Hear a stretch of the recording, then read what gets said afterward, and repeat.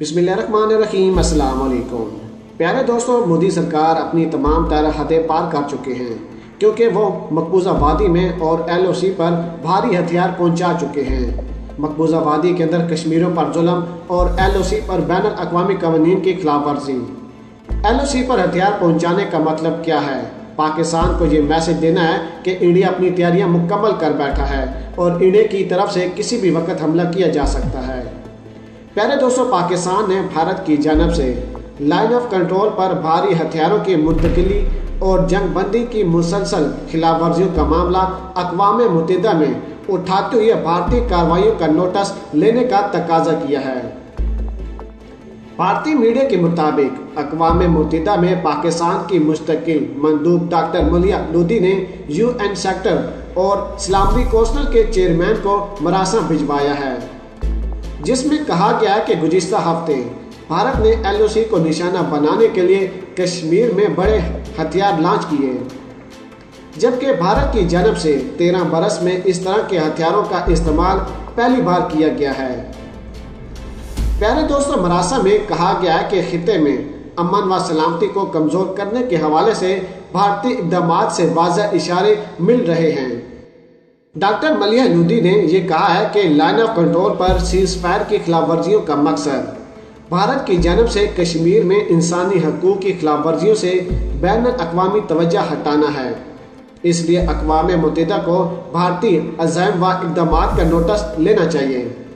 अगर बैनुल अक़वामी क़वानीन की खिलाफ वर्जी की जाती है और अक़वाम मुत्तहिदा कोई रिस्पॉन्स नहीं देता तो लाजमी सी बात है पाकिस्तान ने फिर इंडिया को करारा जवाब देना है। और जब भी पाकिस्तान की तरफ से जब इंडिया को जवाब दिया जाता है तो इंडिया कहता है कि पाकिस्तान ने हम पर हमला किया है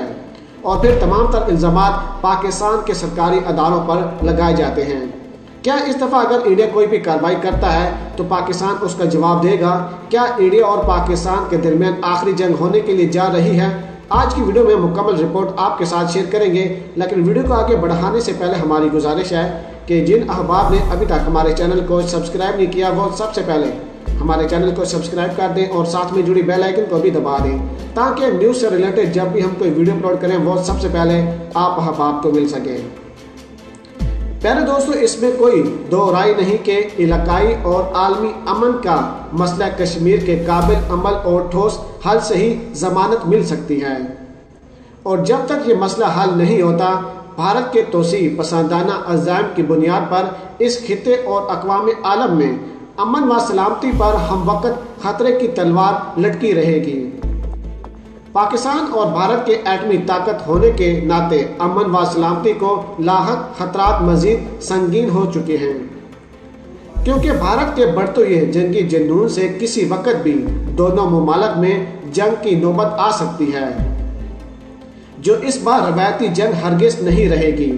और किसी भी मरले पर एटमी जंग में तब्दील हो जाएगी, जिसके इस करा अर्ज पर मुमकिन नुकसानात का अंदाज़ा अमेरिका की जानब से दूसरी जंग अजीम में जापान के शहर हिरोशिमा और नागासाकी में बराह रास्त दिखाए गए थे। एटमी बम्बों की तबाहकारियों से बाखूबी लगाया जा सकता है किस तरह से एटमी बम चलाए गए थे और उन एटमी बम्बों की वजह से क्या क्या नुकसान हुआ था। उस वक़्त तो एटमी टेक्नोलॉजी इब्तदाई मरहल में थी और अमेरिका के बनाए गए एटमी बम ज़्यादा ताकतवर नहीं थे। इसके बावजूद इन एटमी बमों से दोनों शहर मुकम्मल तौर पर तबाह हो गए और वहाँ से नस्ल इंसानी और चिरिंद परिंद समेत हर ज़र रूह का मुकम्मल सफाया हो गया, जबकि एटमी ताबकारी के असरात पूरे खित्ते में पूरे साल कायम रहे। आज की एटमी टेक्नोलॉजी तो 40 की दहाई से 60 से 70 गुना ज़्यादा तरक्की कर चुकी है और हाइड्रोजन बम से भी अगले मरले में दाखिल हो चुकी है। प्यारे दोस्तों, पाकिस्तान बेशक भारत के हाथों अपनी सलामती को लाहक संगीन खतरात से अपने तहफ़्फ़ुज़ के लिए एटमी टेक्नोलॉजी के हसूल पर मजबूर हुआ, जबकि भारत ने 1974 में अपना पहला एटमी तजर्बा कर लिया था। उस वक़्त से अब तक इन दोनों मुमालिक ने एटमी टेक्नोलॉजी की कितनी अस्ताद हासिल की हैं, इसका जायज़ा लेते हुए इंसानी हकूक़ के चैंपियन आलमी अदारों और आलमी क़यादतों को इलाकाई और आलमी अमन को लाहक संगीन खतरात का बाखूबी अदराक हो जाना चाहिए। एक रिपोर्ट के मुताबिक पाकिस्तान को इस वक्त एटमी टेक्नोलॉजी में भारत पर सबकत हासिल है, जिसके पास 105 से 110 तक एटमी हथियार मौजूद हैं, जबकि भारत के पास 100 के करीब एटमी हथियार और दीगर सामान मौजूद है। इसी तरह एटमी मिसाइलों के इस्तेमाल में भी पाकिस्तान को भारत पर सबकत हासिल है। ताहम पाकिस्तान ने अपनी एटमी टेक्नोलॉजी मुकम्मल महफूज हाथों में रखी हुई है, इसलिए इसके बेमकसद इस्तेमाल का कोई एहतमाल नहीं। मगर भारत जिस जरहाना अंदाज में अपनी जंगी जनुअत बढ़ा रहा है और पाकिस्तान की सलामती को चैलेंज करते हुए इस पर सर्जिकल स्ट्राइक की धमकियाँ दी जा रही हैं, वो जंगी साजो सामान की तादाद व अस्तादाद में भी अपने से 4 गुना ज़्यादा ताकतवर उस भारत की जनूनियत का तोड़ अपनी एटमी टेक्नोलॉजी बुरकार ला कर ही कर सकता है। इसके बाद जो होगा उसकी खबर देने और नुकसानात का अदाद शुमार बताने के लिए भी शायद इस करे अर्ज पर कोई इंसान मौजूद नहीं रहेगा। भारत की मोदी सरकार तो जंगी जनूनियत में बावली हुई बैठी नज़र आती है, जो न सिर्फ UN करारदादों के मुताबिक कश्मीरी अवाम को हक खुद अरादरियत देने पर आमादा नहीं, बल्कि मोदी सरकार ने पाकिस्तान से मलहका आज़ाद जम्मू व कश्मीर और शुमाली इलाका जात पर भी अपनी बदनज़रें गाड़ी रखी हैं, जिसे अब ट्रंप मोदी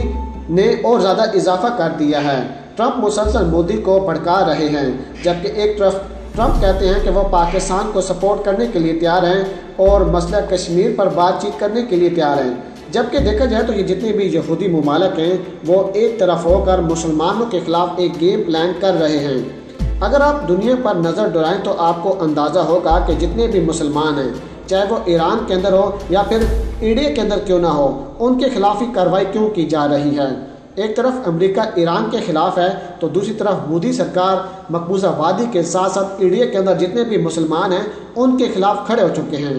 याद रहे कि जब इलेक्शन हो रहे थे तो हमने आपको बताया था कि मोदी को इसलिए इलेक्शन में जितवाया जाएगा ताकि वो मकबूजा वादी के साथ साथ इंडिया के अंदर तमाम तर कवानीन को चेंज कर पाएँ, और आज वो तमाम तर सूरत आप लोगों के सामने हैं।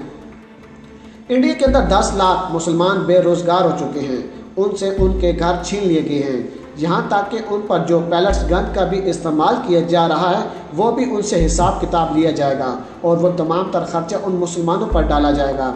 मुसलमानों के साथ ये जुल्म क्यों किया जा रहा है? क्योंकि तमाम तर यहूदी ताकतें एक हो चुकी हैं। मौरी समीन हम पहले भी वीडियो बनाकर आपको बता चुके हैं कि अगर जितने भी इस्लामी मुमालिक हैं अगर वो एक तरफ हो जाते हैं और आपस में तजारत करते हैं तो यकीन करें ये यहूदी मुमालिक कहीं के भी नहीं रहेंगे।